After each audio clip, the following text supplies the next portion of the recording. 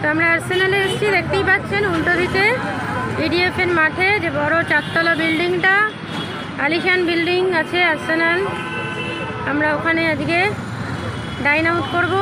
এবার Valentine day ডাইন out বলুন, এমনি ডাইন আউট বলুন, করবো। চলুন গিয়ে দেখা যাক কী অবস্থা। ঠিক আছে, দেখতে পাচ্ছেন প্রচুর প্রচুর প্রচুর প্রচুর ভিড় এখানে আজকে ভ্যালেন্টাইন ডেতে। এখানে আমরা আজকে ডাইন আউট করতে এসেছি। আর্সেনাল পুরো জমজমাট। আমাদের আধ ঘন্টা ওয়েটিং করানোর কথা হয়েছে। এই যে আমরা এখানে ওয়েটিংয়ে দাঁড়িয়ে আছি। আমরা বেরিয়ে পড়েছি আজকে ভ্যালেন্টাইন ডের দিন ডাইন আউট করতে। আর্সেনাল আধ ঘন্টা দাঁড় করিয়ে দিয়েছে। চলুন এরপর ভেতরে গিয়ে দেখবো।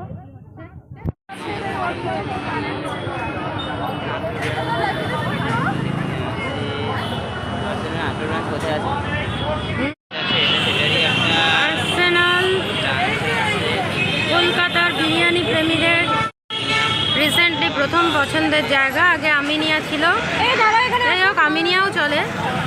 এবং কলকাতার মানুষজন যে ব্র্যান্ড পছন্দ করে, আর্সেনালের এই ভিড় তার প্রমাণ। এই নতুন ব্রাঞ্চটা এদিকে দেখছেন, ক্যাপসিউল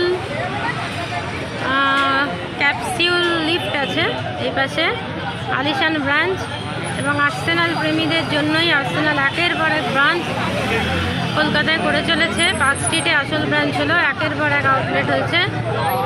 এবং এই যে পার্ক সার্কাসে স্ট্রিটে নেই, পার্ক সার্কাসে আছে। আচ্ছা ঠিক আছে, পার্ক সার্কাস আর্সেনাল, যেটা আমরা অনেকবার আগেও দেখিয়েছি। যত দিন যাচ্ছে আর্সেনালের রৌনক বাড়ছে। এই বিশাল আকায় রেস্টুরেন্ট পুরোটাই আর্সেনালের। তাহলে দাদা বৌদির বিরিয়ানি কলকাতাতে কিন্তু অতটা হিট নয়। হ্যাঁ, যারা ওখানে গিয়ে টিয়ে খায় নিশ্চয়ই খারাপ নয়, বাট কলকাতার মানুষ এখনও ব্র্যান্ড এবং আর্সেনাল ব্র্যান্ড পছন্দ করে।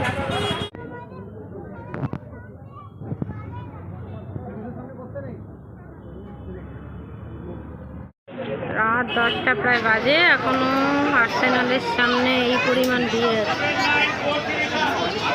এই পরিমাণ ভিড় আছে আর্সেনালের সামনে।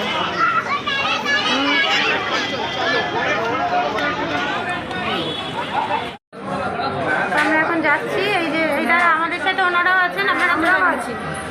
এই যে আমরা এখন ক্যাপসুল লিফটে উঠছি, আমাদের সাথে ওনারাও আছেন। আমরা একসাথে এত ভিড় যে কিছু করতে পারছি না, সবাই মিলে। এই যে ওনারা 3 জন আছেন, ওনারা আমাদের সাথে যাবেন। ওনারা ছিলেন বলে আমাদের